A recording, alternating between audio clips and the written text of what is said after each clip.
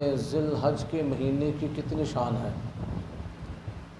کہ اللہ تعالیٰ ذی الحج کے مہینے کا آغاز جب صبح سے ہوتا ہے تو اللہ تعالیٰ اس صبح کی قسم فرما رہا ہے، والفجر، اس صبح کی قسم، ولیال عشر، اور 10 راتوں کی قسم۔ اب 10 راتیں یہی ذی الحج کے مہینے کا جو پہلا عشرہ ہے، اس کی قسم جو ہے اللہ تبارک و تعالی قرآن عظیم فرقان حمید کے اندر ارشاد فرما رہا ہے، اور یہ بہت افضل ایام چل رہے ہیں۔ اس پر حضور نبی کریم صلی اللہ تعالی علیہ وسلم کی احادیث بھی ہے۔ اب آپ کے سامنے میں جو روایت بیان کرنے لگا ہوں، اس کو امام ترمذی نے جامع ترمذی کے اندر روایت فرمایا، اور اسی کو سنن ابن ماجہ کے اندر بھی روایت کیا گیا۔ یہ بھی حدیث پاک کی سیاہ ستہ میں سے کتاب ہے۔ اس کے راوی حضرت سیدنا ابو ہریرہ رضی اللہ تعالی عنہ ہیں۔ آپ فرماتے ہیں، قال رسول اللہ صلی اللہ علیہ وسلم، رسول اللہ صلی اللہ تعالی علیہ وسلم نے ارشاد فرمایا، ما من ایام احب الی اللہ ان یتعبد له فیہا من عشرۃ ذی الحجۃ، کوئی زمانہ ایسا نہیں جس میں خدا تعالی کو اپنی بقرہ عید کے عشرے کی عبادت سے زیادہ پیاری عبادت ہو۔ یعنی اللہ تبارک و تعالیٰ کو ذی الحج کے پہلے 10 دنوں کے اندر جو اس کا بندہ عبادت کرتا ہے، اللہ تعالیٰ کو وہ عبادت بڑی پسند ہے، وہ بڑی محبوب ہے۔ تو یہ سمجھیں، یہ ابھی دن چل رہے ہیں، کوشش یہ کریں اس کو ضائع نہ کریں، جتنا ہو سکے اس عشرے کے اندر زیادہ سے زیادہ اللہ کی عبادت کریں۔ کیوں؟ اس کے اندر نیکیوں کا میٹر تیز ہو جاتا ہے۔ جس طرح رمضان المبارک کی آخری عشرے کی عبادت بہت زیادہ افضل ہے، رمضان المبارک کے آخری عشرے کی راتیں اور ذی الحج کے مہینے کا جو پہلا عشرہ ہے اس کے دنوں کی عبادت، یہ اللہ تبارک و تعالیٰ کی بارگاہ میں بہت مقام رکھتی ہیں۔ لہذا ہمیں چاہیے کہ ان دنوں کو ضائع،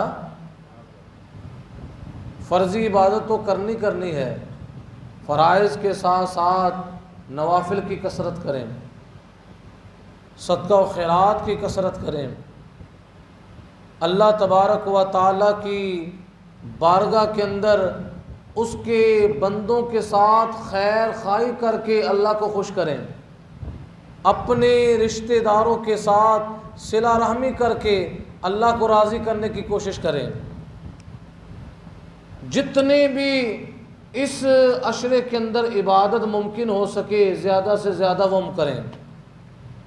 اور آگے حضور علیہ السلام نے کیا فرمایا، یعدل صیام کل یوم منہا بصیام سنہ وقیام کل لیلۃ منہا بقیام لیلۃ القدر۔ حضور نے فرمایا، اس زمانے کے ہر دن کا روزہ 1 سال کے روزوں کے برابر ہوتا ہے۔ جو ذی الحج کے پہلے عشرے کے اندر کیا کرتا ہے، 1 دن کا روزہ رکھتا ہے، تو 1 دن کا روزہ 1 سال کے روزے کے برابر ہوتا ہے۔ کتنی فضیلت ہے۔ اب اس کے اندر جو ذی الحج کا روزہ، وہ تو عید الاضحیٰ کا دن ہے، اس دن روزہ رکھنا جائز نہیں۔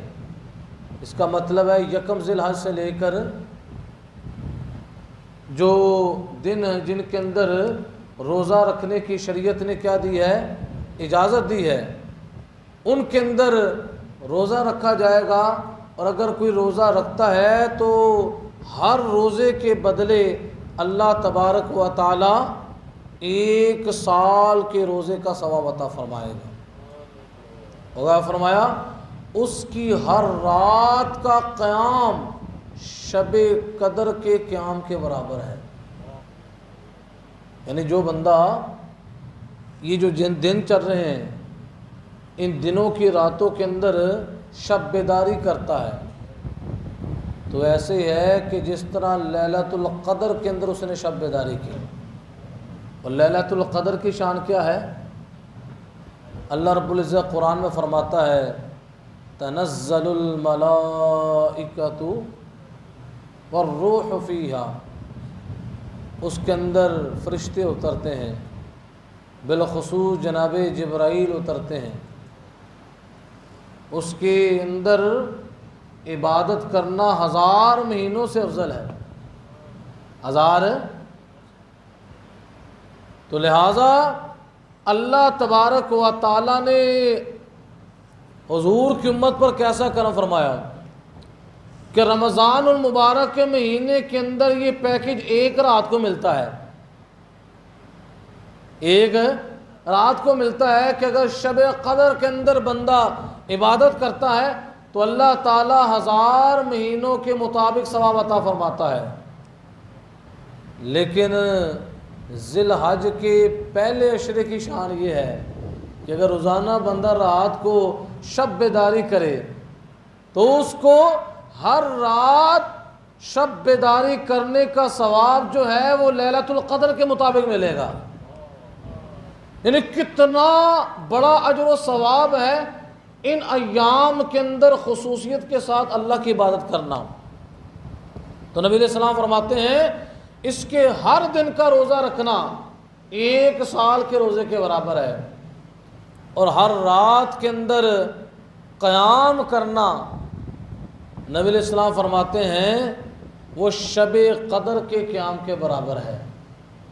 تو یہ اس مہینے کی فضیلت ہے، اور اس مہینے کی فضیلت کو مزید حضور نبی کریم رؤوف الرحیم صلی اللہ تعالی علیہ وسلم اپنی دوسری روایت کے اندر ارشاد فرماتے ہیں، جس کی راویہ حضرت ام سلمہ رضی اللہ تعالی عنہا ہیں،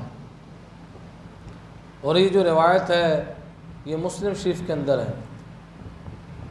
حضرت ام سلمہ رضی اللہ تعالی عنہا عرض کرتی ہیں قال رسول اللہ صلی اللہ علیہ وسلم، کہ رسول اللہ صلی اللہ تعالی علیہ وسلم نے ارشاد فرمایا اذا دخل العشر، جب عشرہ آ جائے، کیا آ جائے؟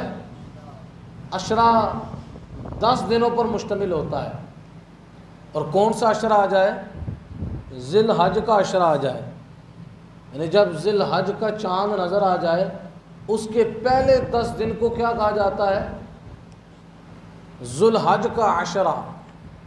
حضور نے فرمایا جب عشرہ آ جائے وَأَرَادَ بَعْدُكُمْ أَن يُضَحِّيَ، اور تم میں سے کوئی قربانی کرنا چاہے، اس کا پروگرام ہے، امیر جس پر اللہ تعالیٰ نے قربانی واجب کی ہے وہ اپنا واجب ادا کرنا چاہتا ہے، اور غریب آدمی اس پر اگرچہ قربانی واجب نہیں لیکن اس کے اندر شوق ہے، جذبہ ہے کہ میں بھی قربانی کے لیے جانور خریدوں اور اللہ کے راستے میں اس کو قربان کروں۔ تو لہذا یہ حدیث دونوں کو شامل ہے۔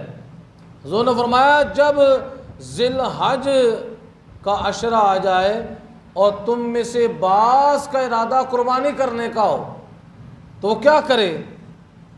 فَلَا يَمَسُّ مِنْ شَعْرِهِ وَبَشَرِهِ شَيْئًا، وہ اپنے بالوں میں سے اور اپنی کھال میں سے کسی چیز کو ہاتھ نہ لگائے، انہیں اپنے بالوں کو نہ کاٹے۔ اب اس سے مراد یہ ہے کہ جو حجامت کے بال ہیں اس کو نہ کاٹے۔ اب یہ جو حکم ہے حضور نبی کریم صلی اللہ تعالی علیہ وسلم کا، یہ مستحب ہے، کوئی فرض واجب ہے، لیکن ہمارے معاشرے کے اندر لوگ اس پر عمل کرتے ہیں، اور کرنا بھی چاہیے، حضور کا فرمان ہے۔ لیکن ایک بہت بڑا ہمارے لیے لمحہ فکریہ ہے۔ لمحہ فکریہ کیا ہے کہ داڑھی رکھنا کیا ہے، ایک مٹھی داڑھی رکھنا یہ واجب ہے، ایک مٹھی سے گھٹانا یہ حرام ہے۔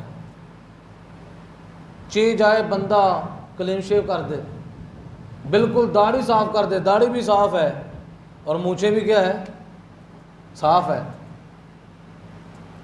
اب اس مہینے کے اندر کیا ہوتا ہے، کچھ لوگوں کو جذبہ ملتا ہے، وہ داڑھی کے بال بھی نہیں کٹاتے، داڑھی بڑھ جاتی ہے، اور جو ہی عید الاضحیٰ کا دن آتا ہے داڑھی بھی صاف اور سر کے بال بھی اس کی کٹنگ کرواتے ہیں۔ تو یہ بات یاد رکھیں، شریعت اسلامیہ کے اندر داڑھی کو رکھو، کیا کرو کہ حضور علیہ الصلوۃ والسلام فرماتے ہیں مونچھوں کو پست کرو اور داڑھیوں کو معاف کرو۔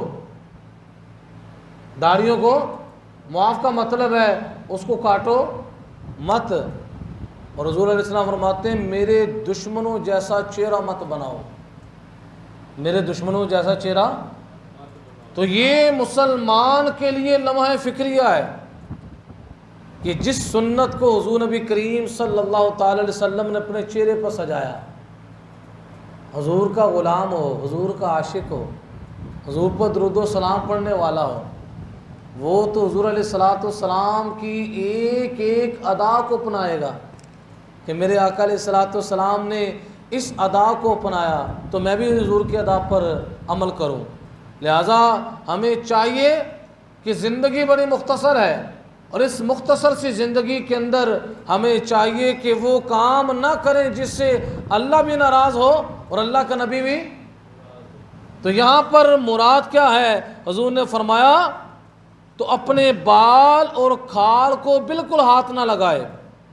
وفی روایت فلا یاخذن شعرا ولا یقلمن ظفرا، اور ایک روایت میں ہے نہ بالوں میں سے کوئی چیز لے نہ ناخن کاٹے۔ جب ذی الحج کا پہلا عشرہ شروع ہو جائے نہ اپنے ناخنوں کو کاٹے نہ اپنے بالوں کو کاٹے۔ وفی روایت، اور تیسری روایت کے مطابق کیا ہے، من رآ ہلال ذی الحجۃ، جس نے ذی الحج کا چاند دیکھا، وارادہ، اور اس کا پروگرام ہے، ان یضحی، قربانی کرنے کا، اس کا قربانی کرنے کا کیا ہے، پروگرام ہے۔ حضور نے فرمایا فلا یاخذ من شعرہ ولا من اظفارہ، نہ اپنے بالوں کو کاٹے نہ اپنے ناخن کو کاٹے۔ یہ کیوں فرمایا؟ کیونکہ یہ مہینے حج کے چل رہے ہیں، تاکہ اس بندے کی مشابہت جو ہے حاجیوں کے ساتھ ہو جائے۔ حاجی جو ہیں وہ بھی حالت احرام کے اندر ان چیزوں کو کاٹتے، تو یہ اچھوں کی مشابہت بھی اچھی ہے۔ تو حضور علیہ الصلوۃ والسلام نے فرمایا ذی الحج کا جس وقت چاند دیکھ لے اس وقت نہ اپنے بالوں کو کاٹے نہ اپنے ناخنوں کو کاٹے، اور جو بندہ، ایک روایت کے مطابق ہے، جو قربانی نہ بھی کر سکا، اگر وہ یہ عمل کر لے اللہ تبارک و تعالی اس کو قربانی کا ثواب عطا فرمائے گا۔ وہ جس وقت عید الاضحیٰ کے دن پر اپنے بالوں کو کاٹ لیتا ہے، اپنے ناخنوں کو کاٹ لیتا ہے، تو اللہ تبارک و تعالی کی بارگاہ کے اندر اللہ اس کو قربانی کا ثواب عطا فرمائے۔ تو یہ ان دنوں کی شان ہے اور اگلی روایت کے اندر، یہ بخاری کی روایت جو میں اب آپ کے سامنے بیان کرنے لگا ہوں، اس کے راوی حضرت عبداللہ ابن عباس رضی اللہ تعالی عنہما ہیں، اور امام بخاری نے اس کو اپنی صحیح بخاری کے اندر روایت فرمایا۔ آپ فرماتے ہیں قال رسول اللہ صلی اللہ علیہ وسلم، رسول اللہ صلی اللہ تعالی علیہ وسلم نے ارشاد فرمایا ما من ایام العمل الصالح فیہن احب الی اللہ من هذه الایام العشر۔ نبی علیہ السلام نے فرمایا وہ زمانہ کوئی نہیں جن میں نیکیاں رب کو اس دن سے زیادہ پیاری ہیں۔ اور وہ کون سا دن ہے؟ وہ ذی الحج کے پہلے 10 دن ہیں، یعنی جو بندہ ذی الحج کے پہلے 10 دنوں میں نیکیاں کرتا ہے اللہ تعالیٰ کو وہ نیکیاں بہت زیادہ پسند ہیں۔ لہذا ہمیں کیا چاہیے؟ ان ایام کے اندر زیادہ سے زیادہ اللہ کے حضور اللہ کی عبادت کریں۔ قالوا یا رسول اللہ، صحابہ کرام نے عرض کیا یا رسول اللہ ولا الجہاد فی سبیل اللہ، اللہ کے راستے میں جو بندہ جہاد کرتا ہے کیا اس کا مرتبہ مقام اتنا زیادہ نہیں جتنا ان 10 دنوں میں عبادت کا ثواب ہے؟ تو نبی علیہ السلام نے فرمایا ولا الجہاد فی سبیل اللہ، ہاں جو بندہ ان 10 دنوں کے اندر اللہ کی عبادت کرتا ہے اللہ تبارک و تعالی اس کو راہ خدا کے اندر جہاد کرنے سے زیادہ ثواب عطا فرماتا ہے۔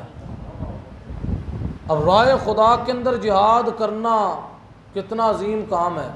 پہلے تو گھر سے نکلنا، کہ بندے کو پتہ ہے اس جہاد کے اندر انسان کا مال بھی خرچ ہوتا ہے، وقت بھی خرچ ہوتا ہے، جان بھی جا سکتی ہے کہ اللہ شہادت دے سکتا ہے۔ اب راہ خدا کے اندر جہاد کرنا یہ بڑا عظیم عمل ہے۔ تو نبی علیہ الصلوۃ والسلام نے ارشاد فرمایا جو ان 10 دنوں کے اندر اللہ کی عبادت کرتا ہے اللہ تبارک و تعالی راہ خدا کے اندر جہاد کرنے سے زیادہ ثواب عطا فرماتا ہے۔ لیکن حضور علیہ الصلوۃ والسلام نے ایک مجاہد کا استثناء فرمایا کہ ایک ایسا مجاہد ہے جو راہ خدا کے اندر جہاد کرتا ہے اس کا ثواب زیادہ ہے۔ وہ کون ہے؟ حضور نے فرمایا الا رجل خرج بنفسه وماله فلم يرجع من ذلك بشيء۔ حضور علیہ السلام نے فرمایا مگر وہ شخص جو خود بھی نکلا، اپنے مال کو بھی لے کر نکلا، اپنا سارا مال لے کر راہ خدا کے اندر نکلا، پھر وہ واپس پلٹ کر نہیں آیا، اپنے مال کو بھی راہ خدا کے اندر قربان کر دیا، اپنی جان کو بھی راہ خدا کے اندر قربان کر دیا، تو نبی علیہ السلام فرماتے ہیں ایسا مجاہد جو ہے اس کا ثواب جو ہے ذی الحج کے عشرے کے اندر عبادت کرنے والے سے زیادہ ہے۔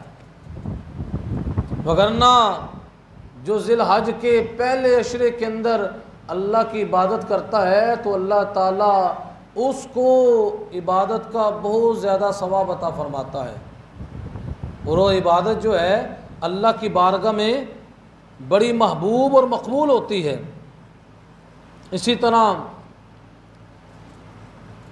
اس مہینے کے اندر ذی الحج کے مہینے کے اندر حضور نبی کریم صلی اللہ تعالیٰ علیہ وسلم نے اس کے فضائل بیان فرمائے، اور یہ میں نے پچھلے جمعے کے اندر بھی آپ کو یہ بیان فرمایا ذی الحج کے مہینے کے اندر جو 10 ذی الحج ہے جو عید کا دن ہے، اس دن کے اندر سب سے افضل عمل جو ہے وہ قربانی ہے، سب سے محبوب مال جو ہے جو اللہ کو پیارا مال ہے۔ وگرنہ اللہ تعالیٰ نے قرآن پاک کے اندر مال کی مذمت ارشاد فرمائی انما اموالکم وَأَوْلَادُكُمْ فتنہ، تمہارا مال اور تمہاری اولاد فتنہ ہے۔ مال کو اللہ نے فتنہ قرار دیا، لیکن کچھ مال ایسے ہیں جو اللہ کو بڑے پسند ہیں، اللہ ان مالوں کو خرچ کرنے سے بڑا خوش ہوتا ہے۔ آج پوری دنیا کے اندر ایسے لوگ بھی پیدا ہوئے ہیں جو یہ کہتے ہیں قربانی جو کرنی ہے، قربانی کی جگہ پر کسی یتیم بچی کی شادی کروا دو۔ مقصد کیا ہے؟ لوگوں کو قربانی سے روکا جائے۔ اور تم نے 2.5 لاکھ کا جو جانور لینا ہے، تم ادھر کسی یتیم بچی کی شادی کروا دو۔ تو شریعت اسلامیہ کے اندر ہر شے کا نصاب ہے۔ عید الاضحیٰ کے موقع پر سب سے افضل اللہ رب العزت کی بارگاہ میں کیا ہے؟ وہ مال جس مال سے قربانی خریدی جائے اور اللہ کے راستے میں اس کو قربان کیا جائے، اس کا ثواب زیادہ ہے۔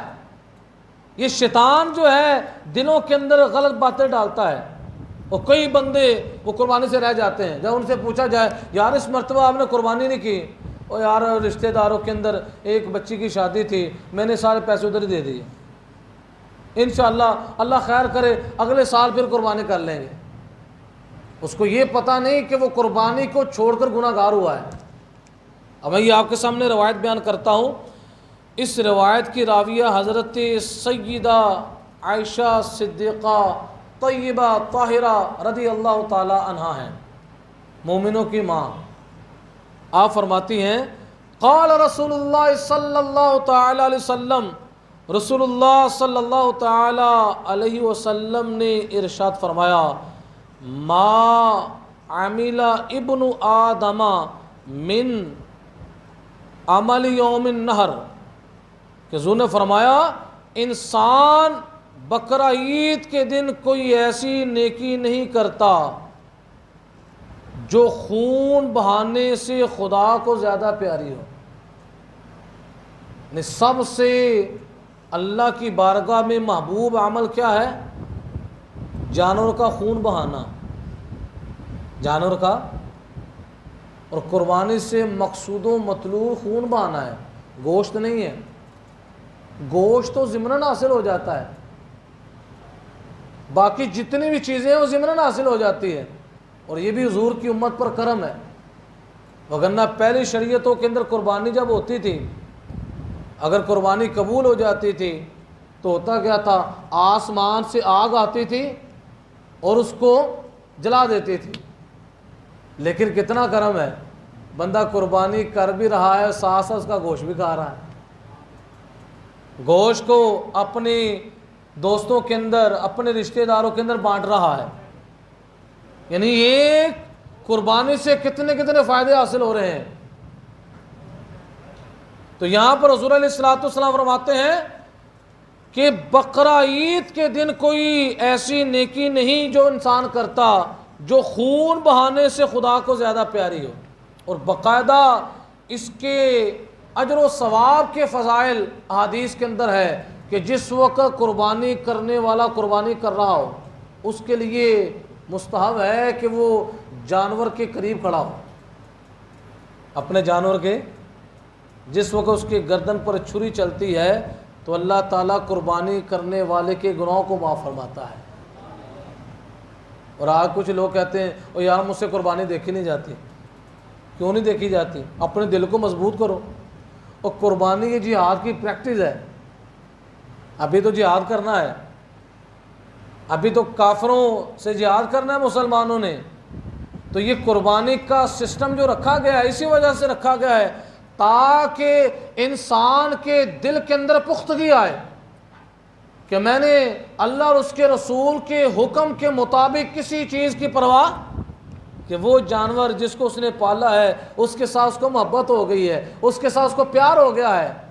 اب شریعت کہتی ہے جس وقت اس کو ذبح کیا جائے، پہلے تو یہ ہے کہ اگر تجھے خود قربانی کرنی آتی ہے تو اپنے ہاتھ سے کر، اگر خود صحیح طریقے سے نہیں کر سکتا پھر حکم یہ ہے کہ اس قربانی کے قریب کھڑا ہو جائے، اس کو ذبح ہوتا ہوا دیکھ، اور تیرا یہ ذبح ہونا بھی رائے گا نہیں جائے گا، کہ جانور کے گردن پر چھری پھیری جائے گی، اللہ تبارک و تعالی اس قربانی کرنے والے کے گناہ کو معاف فرما دے گا۔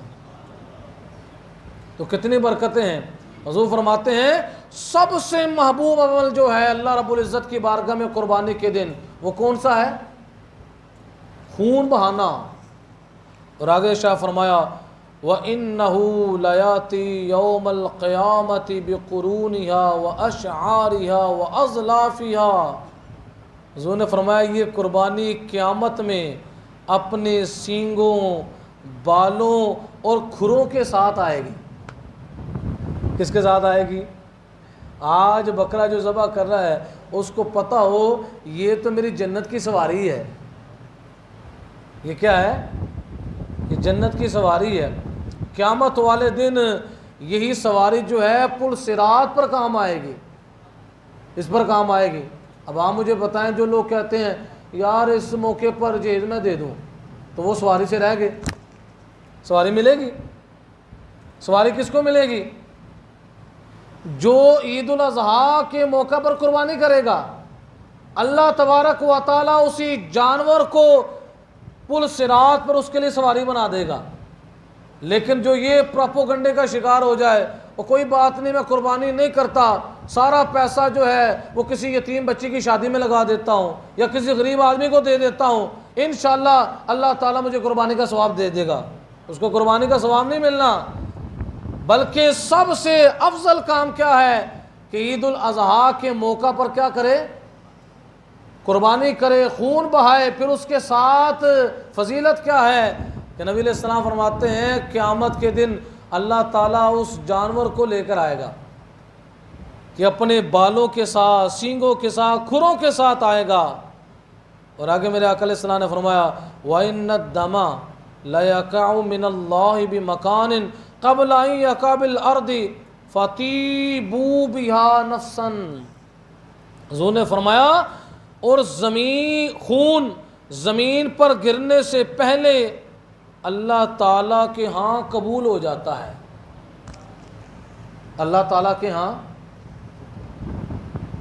کچھ خون ایسے ہیں جو اللہ کی بارگاہ میں بڑے قدر والے ہیں، وگرنہ خون کیا ہے؟ نجاست ہے، نجاست غلیظہ ہے۔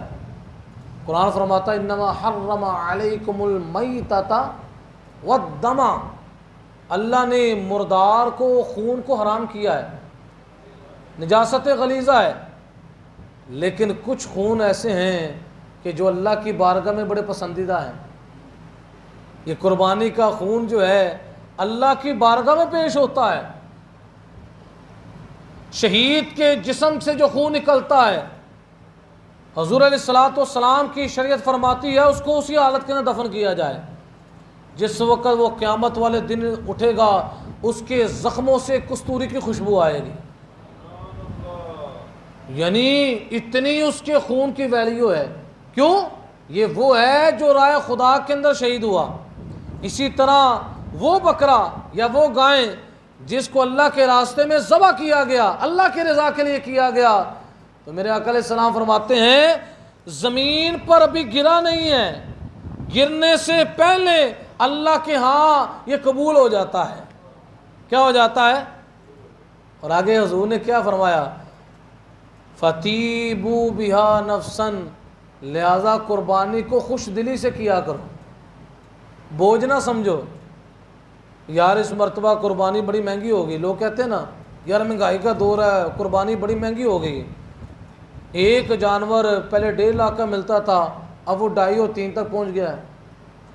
بندہ پریشان نہ ہو، خوش دلی سے خریدے، اگر 2.5 کا ملتا ہے 3 کا ملتا ہے خریدے، یہ رقم واپس آ جانی ہے۔ انسان کی آنکھوں کا دھوکہ ہے، وہ سمجھتا ہے 2.5 لاکھ 3 لاکھ کم ہو گیا، کم نہیں ہوا، اس نے کرنا ہے اور یہ آزما کر دیکھے بندہ، اللہ تبارک و تعالیٰ اس کو کچھ ہی دنوں کے اندر اس کی رقم واپس آ جاتی ہے۔ اور رقم واپس نہ بھی آئے، قربانی کی برکت سے اللہ تعالیٰ اس کی زندگی کی کتنی آفتوں کو ٹال دیتا ہے۔ اگر اس کے گھر کے اندر ایک بہت بڑا حادثہ آنے والا ہو، فرض کر لیں اس کے کسی بچے کی ٹانگ ٹوٹنے والی ہو، وہ جو ساری زندگی کے لیے معذور ہونے والا ہو اور نکارہ ہونے والا ہو، وہ اس سال 3 لاکھ کی قربانی کرتا ہے، اللہ اس کی قربانی سے خوش ہوتا ہے۔ جو حادثہ آنے والا تھا، اللہ فرشتوں سے فرماتا ہے میرے فرشتوں، اس بندے نے میری رضا خوشنودی کے لیے قربانی کی ہے، وہ جو حادثہ لوح محفوظ کے اندر لکھا ہوا تھا اس کو مٹا دو، اس کو کیا کر دو۔ تو مجھے بتائیں یہ سودا سستا ہے یا مہنگا ہے؟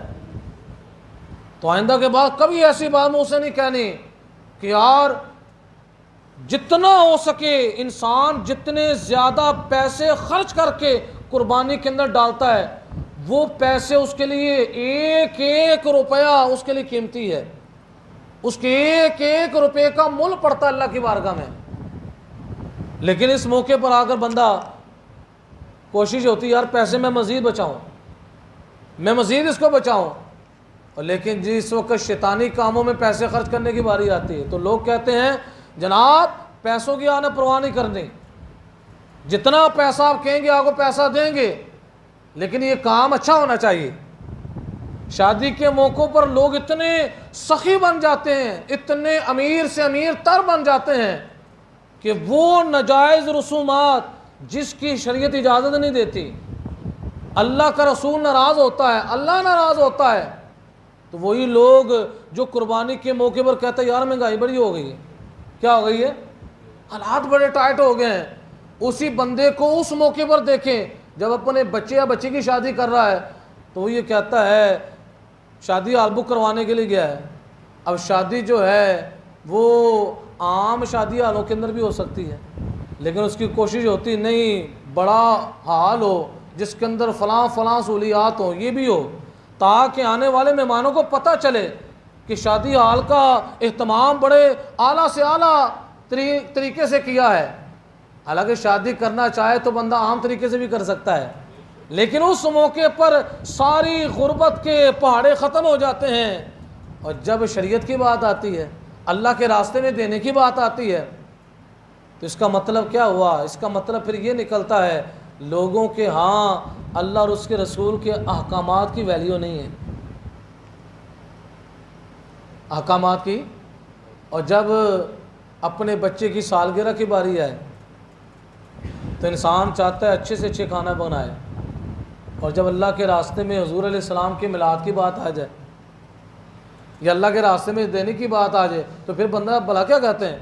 اللہ تعالیٰ بندے کی نیتیں جانتا ہے، اگر ہم اچھے سے اچھا بھی بنا لیں تو اگر میری نیت ہے کہ ہم کم سے کم پیسوں کا کھانا بنائیں، لیکن اللہ کو تو میری نیت کا پتہ ہے، لیکن بندہ اس سے پوچھے اس وقت تیری نیت وہاں پر کیا تھی؟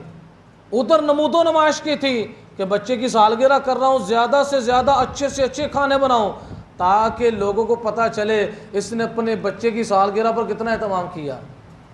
تو ایسے 2 نمبر والے کاموں سے بچنا چاہیے اللہ کے راستے میں جب دینے کی باری آئے، وگرنہ بڑے بڑے میں نے لوگوں کو ایسے دیکھا ہے جب انسان کو ڈزیں لگتی ہیں انسان کو پتہ بھی نہیں چلتا، 50 لاکھ انسان کا ڈوب جاتا ہے،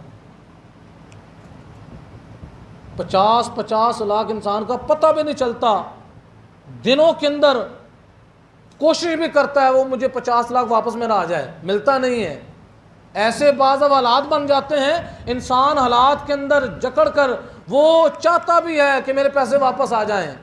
اس وجہ سے چاہیے کہ ہمیں اپنے رب سے لائن بالکل ٹھیک رکھنی چاہیے، جب اللہ کے راستے میں دینے کی باری آئے تو پرواہ، اور جس مالک نے دیا ہے وہ مالک پھر دوبارہ دے دے گا، وہ پھر دوبارہ جیبوں کو بھر دے گا۔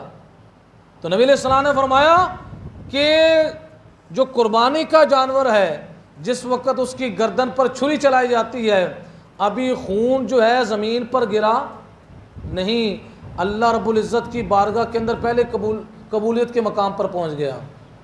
تو حضور نے فرمایا اتنی یہ اہمیت والا عمل ہے، فَطِيبُوا بِهَا نَفْسًا، میرے آقا علیہ السلام نے فرمایا میرے غلاموں قربانی کو خوش دلی سے کرو، اس پر اپنے دل کو تنگ نہ کرو، اور بندہ خوش دلی سے کرے گا، خوش دلی سے کیوں نہ کرے، یہ وہی سواری ہے جو پل صراط پر ہمیں لے کر جنت کے اندر جائے گی۔ قیامت والے دن انسان کو بڑی حسرت ہوگی، پل صراط کو عبور کرنا کتنا مشکل کام ہے، بال سے زیادہ باریک اور تلوار کی دھار سے زیادہ تیز ہے۔ اس وقت انسان دیکھ رہا ہوگا نیچے جہنم ہے اور اس کو عبور کرنا کتنا مشکل ہے، لیکن جو ہی پریشانی کے عالم میں ہوگا ساتھ ہی دیکھے گا اتنی سواریاں آ گئیں، فرشتے کہیں گے ان سواریوں پر بیٹھو اور پل صراط کو عبور کر کے جنت میں داخل ہو جا۔ یہ وہی سواریاں ہیں کہ جس کو دنیا کے اندر اس نے اللہ کے لیے کیا تھا۔ اس نے کس کے لیے کیا تھا؟ اور اس کے اندر شرط بھی ہے، جب بھی قربانی کریں اس کے اندر نیت اللہ کی رضا کی ہو، ظاہری نمود و نمائش نہ ہو۔ یہ نہ ہو کہ پیسہ بہت زیادہ لگایا جا رہا ہے اور اس کے اندر نیت ہو کہ پتہ چلے یار کہ میں پورے علاقے میں سب سے اچھا جانور لے کر آیا ہوں۔ مقصد یہ ہو یا اللہ تو نے مجھے پیسہ دیا ہے تو میں اچھے سے اچھا مال تیرے راستے کے اندر پیش کرنا چاہتا ہوں، لیکن یا اللہ اگرچہ میں نے پیسہ بہت بھی زیادہ لگایا ہے لیکن تیری شان کے لائق ہے، تیری ذات اس سے بھی آگے ہے۔